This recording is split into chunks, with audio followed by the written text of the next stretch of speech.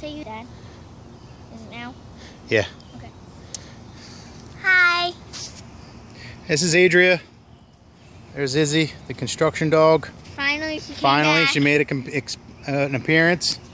Hi, I'm John. Everybody knows me. We are building roof trusses. So this is what it looks like. Here's the roof truss. Yeah, I think it's called a truss. I don't know. I'm not a builder. But there's the angle I'm using for the roof. I made these nifty little spacers that I'm going to screw into each one like this to make it extra strong. And I already have my two beams going across the trees that are going to go approximately 12 inches down about here.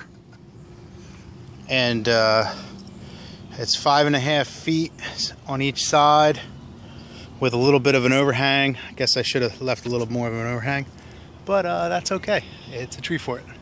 So that's what we're doing, building roof trusses. Say bye, Age.